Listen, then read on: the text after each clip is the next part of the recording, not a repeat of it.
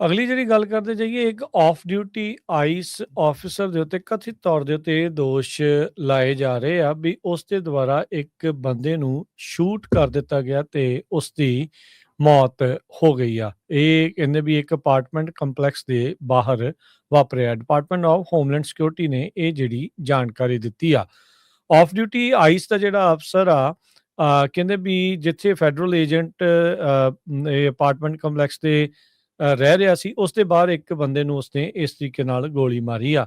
New year ਦੀ Eve ਦੇ ਉੱਤੇ ਨਵੇਂ ਸਾਲ ਦੀ ਆਮਦ ਤੋਂ ਪਹਿਲਾਂ ਨਾਰਥਰਿਜ ਨੇਬਰਹੁੱਡ ਦੇ ਵਿੱਚ ਇਹ ਸ਼ੂਟਿੰਗ ਦੀ ਘਟਨਾ ਵਾਪਰੀ ਆ। ਇਹ ਆਫ ਡਿਊਟੀ ਆਈਸ ਦਾ ਜਿਹੜਾ ਆਈਸ ਐਨਫੋਰਸਮੈਂਟ ਤੇ ਰਿਮੂਵਲ ਆਪਰੇਸ਼ਨਸ ਦਾ ਆਫੀਸਰ ਸੀਗਾ। ਆਪਣੇ ਅਪਾਰਟਮੈਂਟ ਦੇ ਵਿੱਚ ਸੀਗਾ। ਕਹਿੰਦੇ ਵੀ ਉਸਨੇ ਤਕਰੀਬਨ ਪੌਣੇ 11 ਵਜੇ ਇੱਕ ਸਸਪੈਕਟ ਉਹਨੂੰ ਇਹ ਲੱਗਾ ਵੀ ਬਾਹਰ ਗੋਲੀਆਂ ਜਿਹੜੀਆਂ ਉਹ ਚੱਲੀਆਂ ਆ। ਜਦ ਜਿਹੜਾ ਉਹ ਬਾਹਰ ਨਿਕਲਿਆ ਤਾਂ ਅਫਸਰ ਦੇ ਕਹਿਣ ਮੁਤਾਬਕ ਕਹਿੰਦਾ ਵੀ ਉਹਨੇ ਆਇਡੈਂਟੀਫਾਈ ਕੀਤਾ ਵੀ ਉਹ ਖੁਦ ਇੱਕ ਲਾ ਐਨਫੋਰਸਮੈਂਟ ਆਫੀਸਰ ਆ ਤੇ ਉਹ ਬੰਦਾ ਜਿਸ ਦੇ ਮੰਨਿਆ ਜਾ ਰਿਹਾ ਵੀ ਜਿਹਨੇ ਬਾਹਰ ਗੋਲੀਆਂ ਚਲਾਈਆਂ ਸੀ ਉਸਨੇ ਜਿਹੜਾ ਫਾਇਰ ਆਰਮ ਆ ਆਫੀਸਰ ਦੇ ਵੱਲ ਨੂੰ ਕਰ ਦਿੱਤਾ।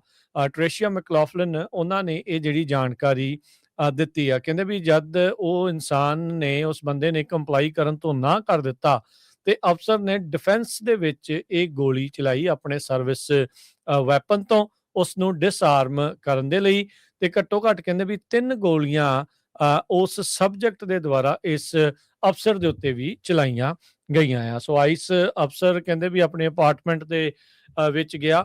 ਬੋਡੀ ਇਸ਼ੂਡ ਬੋਡੀ ਆਰਮਰ ਜਿਹੜਾ ਉਹ ਪਾ ਕੇ ਬਾਹਰ ਨਿਕਲਿਆ ਜਿਹੜੇ ਰਾਈਫਲ ਰਾਉਂਡਸ ਤੋਂ ਬਚਣ ਦੀ ਖਾਤਰ ਤੇ ਫਿਰ ਉਸਨੇ ਜਿਹੜੇ LAPD ਦੇ ਅਫਸਰ ਆ ਉਹ ਵੀ ਉੱਥੇ ਜਦੋਂ ਉਹ ਪਹੁੰਚ ਚੁੱਕੇ ਸੀ ਤੇ ਜਦ LAPD ਦੇ ਅਫਸਰਾਂ ਨੇ ਦੇਖਿਆ ਤਾਂ ਉਹ ਬੰਦਾ ਉਸ ਤੇ ਗੋਲੀ ਲੱਗੀ ਹੋਈ ਸੀ ਤੇ ਉਸ ਨੂੰ ਮੌਕੇ ਤੇ ਹੀ ਮ੍ਰਿਤ ਘੋਸ਼ਿਤ ਕਰ ਦਿੱਤਾ ਗਿਆ ਆ। ਆਈਸ ਦਾ ਅਫਸਰ ਕਹਿੰਦੇ ਵੀ ਅਨਇੰਜਰਡ ਇਸ ਦੇ ਵਿੱਚ ਰਿਹਾ ਹੈਗਾ ਆ। ਸੋ ਕਹਿੰਦੇ ਵੀ ਇਸ ਬੰਦੇ ਦਾ ਤੇ ਉਸ ਆਈਸ ਦੇ ਅਫਸਰ ਦਾ ਆਪਸ ਦੇ ਵਿੱਚ ਕੋਈ ਕਨੈਕਸ਼ਨ ਨਹੀਂ ਹੈਗਾ। LAPD ਦੇ ਨਾਲ ਆਫਿਸ ਆਫ ਪ੍ਰੋਫੈਸ਼ਨਲ ਰਿਸਪੌਂਸਿਬਿਲਟੀ ਆਈਸ ਦਾ ਜਿਹੜਾ ਇੱਕ ਮਹਿਕਮਾ ਆ ਉਹ ਕਹਿੰਦੇ ਵੀ ਹੁਣ ਮਿਲ ਕੇ ਇਸ ਪੂਰੇ ਮਾਮਲੇ ਦੀ ਜਾਂਚ ਕਰ ਰਿਹਾ ਆ। ਸੋ ਬੰਦੇ ਨੇ 3 ਗੋਲੀਆਂ ਚਲਾਈਆਂ, ਇਸ ਤੇ ਲੱਗੀਆਂ ਨਹੀਂ ਪਰ ਇਸ ਨੇ ਜਿਹੜੀਆਂ ਚਲਾਈਆਂ ਉਹ ਉਸਦੇ ਲੱਗ ਗਈਆਂ ਤੇ ਉਸਦੀ ਜਿਹੜੀ ਕਹਿੰਦੇ ਵੀ ਮੌਤ ਹੋ ਗਈ ਆ। ਨਾ ਅਫਸਰ ਦਾ ਤੇ ਨਾ ਜਿਹੜਾ ਮਾਰਿਆ ਗਿਆ ਬੰਦਾ ਆ ਉਸ ਦਾ ਨਾਮ ਅਜੇ ਤੱਕ ਨਸ਼ਰ ਨਹੀਂ ਕੀਤਾ ਗਿਆ।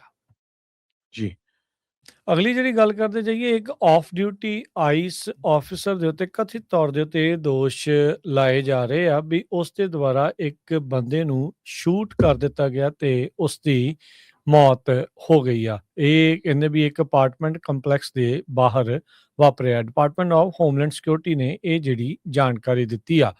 ਆਫ ਡਿਊਟੀ ਆਈਸ ਦਾ ਜਿਹੜਾ ਅਫਸਰ ਆ ਕਹਿੰਦੇ ਵੀ ਜਿੱਥੇ ਫੈਡਰਲ ਏਜੰਟ ਇਹ ਅਪਾਰਟਮੈਂਟ ਕੰਪਲੈਕਸ ਦੇ ਰਹਿ ਰਿਹਾ ਸੀ ਉਸ ਦੇ ਬਾਹਰ ਇੱਕ ਬੰਦੇ ਨੂੰ ਉਸਨੇ ਇਸ ਤਰੀਕੇ ਨਾਲ ਗੋਲੀ ਮਾਰੀ ਆ।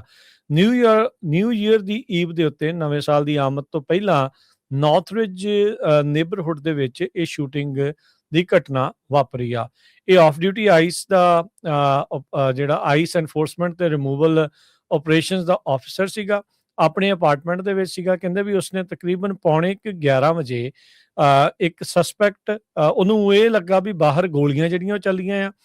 ਜਦ ਜਿਹੜਾ ਉਹ ਬਾਹਰ ਨਿਕਲਿਆ ਤਾਂ ਅਫਸਰ ਦੇ ਕਹਿਣ ਮੁਤਾਬਕ ਕਹਿੰਦਾ ਵੀ ਉਹਨੇ ਆਇਡੈਂਟੀਫਾਈ ਕੀਤਾ ਵੀ ਉਹ ਖੁਦ ਇੱਕ ਲਾ ਐਨਫੋਰਸਮੈਂਟ ਆਫੀਸਰ ਆ ਤੇ ਉਹ ਬੰਦਾ ਜਿਸ ਦੇ ਮੰਨਿਆ ਜਾ ਰਿਹਾ ਵੀ ਜਿਹਨੇ ਬਾਹਰ ਗੋਲੀਆਂ ਚਲਾਈਆਂ ਸੀ ਉਸਨੇ ਜਿਹੜਾ ਫਾਇਰ ਆਰਮ ਆ ਆਫੀਸਰ ਦੇ ਵੱਲ ਨੂੰ ਕਰ ਦਿੱਤਾ।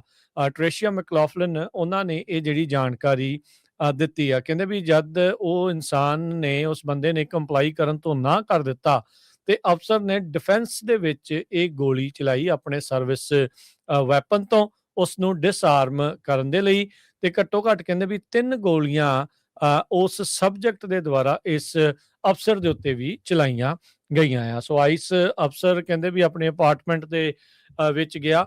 ਬੋਡੀ ਇਸ਼ੂਡ ਬੋਡੀ ਆਰਮਰ ਜਿਹੜਾ ਉਹ ਪਾ ਕੇ ਬਾਹਰ ਨਿਕਲਿਆ ਜਿਹੜੇ ਰਾਈਫਲ ਰਾਉਂਡਸ ਤੋਂ ਬਚਣ ਦੀ ਖਾਤਰ ਤੇ ਫਿਰ ਉਸਨੇ ਜਿਹੜੇ LAPD ਦੇ ਅਫਸਰ ਆ ਉਹ ਵੀ ਉੱਥੇ ਜਦੋਂ ਉਹ ਪਹੁੰਚ ਚੁੱਕੇ ਸੀ ਤੇ ਜਦ LAPD ਦੇ ਅਫਸਰਾਂ ਨੇ ਦੇਖਿਆ ਤਾਂ ਉਹ ਬੰਦਾ ਉਸ ਤੇ ਗੋਲੀ ਲੱਗੀ ਹੋਈ ਸੀ ਤੇ ਉਸ ਨੂੰ ਮੌਕੇ ਤੇ ਹੀ ਮ੍ਰਿਤ ਘੋਸ਼ਿਤ ਕਰ ਦਿੱਤਾ ਗਿਆ ਆ। ਆਈਸ ਦਾ ਅਫਸਰ ਕਹਿੰਦੇ ਵੀ ਅਨਇੰਜਰਡ ਇਸ ਦੇ ਵਿੱਚ ਰਿਹਾ ਹੈਗਾ ਆ। ਸੋ ਕਹਿੰਦੇ ਵੀ ਇਸ ਬੰਦੇ ਦਾ ਤੇ ਉਸ ਆਈਸ ਦੇ ਅਫਸਰ ਦਾ ਆਪਸ ਦੇ ਵਿੱਚ ਕੋਈ ਕਨੈਕਸ਼ਨ ਨਹੀਂ ਹੈਗਾ। LAPD ਦੇ ਨਾਲ ਆਫਿਸ ਆਫ ਪ੍ਰੋਫੈਸ਼ਨਲ ਰਿਸਪੌਂਸਿਬਿਲਟੀ ਆਈਸ ਦਾ ਜਿਹੜਾ ਇੱਕ ਮਹਿਕਮਾ ਆ, ਉਹ ਕਹਿੰਦੇ ਵੀ ਹੁਣ ਮਿਲ ਕੇ ਇਸ ਪੂਰੇ ਮਾਮਲੇ ਦੀ ਜਾਂਚ ਕਰ ਰਿਹਾ ਆ। ਸੋ ਬੰਦੇ ਨੇ 3 ਗੋਲੀਆਂ ਚਲਾਈਆਂ, ਇਸ ਤੇ ਲੱਗੀਆਂ ਨਹੀਂ, ਪਰ ਇਸ ਨੇ ਜਿਹੜੀਆਂ ਚਲਾਈਆਂ ਉਹ ਉਸਦੇ ਲੱਗ ਗਈਆਂ ਤੇ ਉਸਦੀ ਜਿਹੜੀ ਕਹਿੰਦੇ ਵੀ ਮੌਤ ਹੋ ਗਈ ਆ। ਨਾ ਅਫਸਰ ਦਾ ਤੇ ਨਾ ਜਿਹੜਾ ਮਾਰਿਆ ਗਿਆ ਬੰਦਾ ਆ, ਉਸ ਦਾ ਨਾਮ ਅਜੇ ਤੱਕ ਨਸ਼ਰ ਨਹੀਂ ਕੀਤਾ ਗਿਆ। ਜੀ।